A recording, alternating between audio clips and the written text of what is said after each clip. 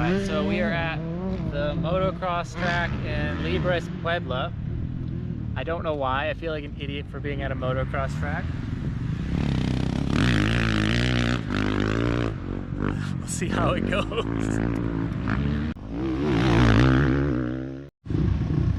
Is that a DT? Looks like it. I think that's Brian right there in the red. Hola, ¿cómo estás?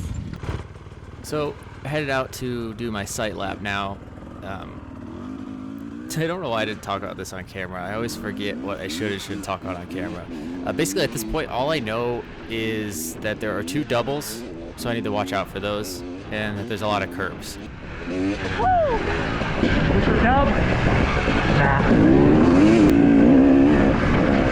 I know there's a double. That was it.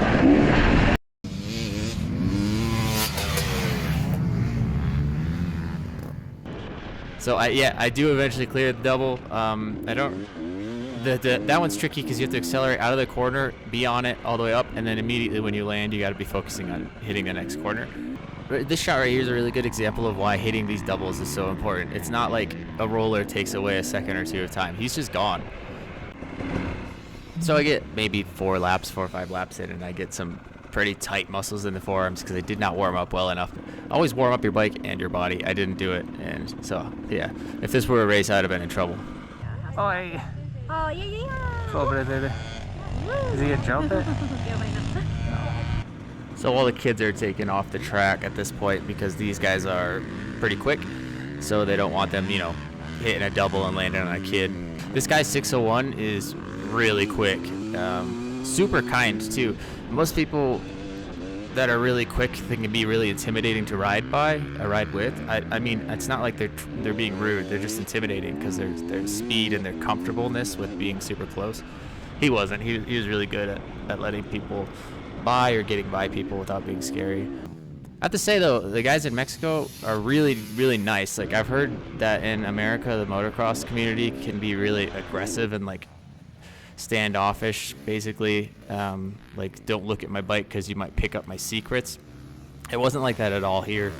Down in Mexico, they're just like, hey man, what's up? And they want to talk to you and figure out like who you are and stuff. So they're just mostly excited to be out there having fun, which I don't know, I just feel like that's how it should be. After all this time, I finally do link up with Brian. Brian and I are both Enduro riders. Brian is actually from the area. He's the reason I know about these races because he tells me when they're coming. Just both 2 Enduro riders trying to figure out what the actual F is going on. No, I got mine. It's just, I don't know why I'm like backing down. It's not what you're used to. It's just form. I'm not holding it. Oh, yeah, I saw that, yeah. So my second session out, I'm getting a little frustrated with myself because like my arms are hurting and they shouldn't be. Your legs should be hurting. So I realized, okay, it's form. I need to work on my form. Just focus on that. And the day kind of changed from this point on. It just felt better overall. It's just wild how you can go from being like, I think it's time to call it quits to, oh, I think everything's starting to click if you just push through. I mean, if you're like physically tired and it's causing you to make a lot of mistakes, it's definitely not smart to keep pushing, but I could tell I wasn't like physically tired. I was just, like you heard me say, I was just backing down to obstacles, and I don't know why, because they weren't technically difficult or anything, and it was just frustrating. So it takes a little while to get back in the groove. I want to let people go because I'm just trying to focus on my own thing and not really worry about if someone needs to get by me. So it's just easier to just let people by. I think that the biggest difference for me this day was this moment right here when I decided that I was just gonna actually take a break instead of just going and sitting on the bike. And what I did was I just stopped and decided that it'd be cool to film a couple of these people going around my favorite corner. Get a shot of this. I'm just so used to when I go out on the bike, I have a goal in mind to get to train and get better at a certain technique.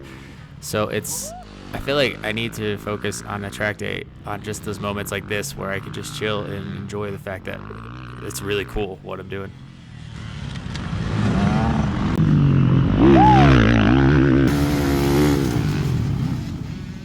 So feeling motivated now, feeling fit, ready, running over to the old bike. The rest of the day is kind of a blur. It went by pretty quick. I forgot to change the GoPro battery. Just, normal, dumb vlogging stuff. But yeah, it's good. It's good. It's my first motocross day. It went as expected. I've been putting a lot of time on that abandoned track, so it's not like I came in wholly unprepared. I knew I needed bravery for these doubles. I knew I had it. I've hit step-ups that are scarier than that off track, like much scarier. So I know my bike. The day was great. I'm really looking forward to next weekend because that's the real practice test qualifying. I don't really know how that's going to work, so I'm excited to learn. And then the next day on Sunday is race day. I've been told not to enter the lowest category. It was kind of like, yeah, I know you're a newbie, I know you've never done motocross, but if you enter the lowest category, there's going to be a lot of crashes, and you're going to be dodging people.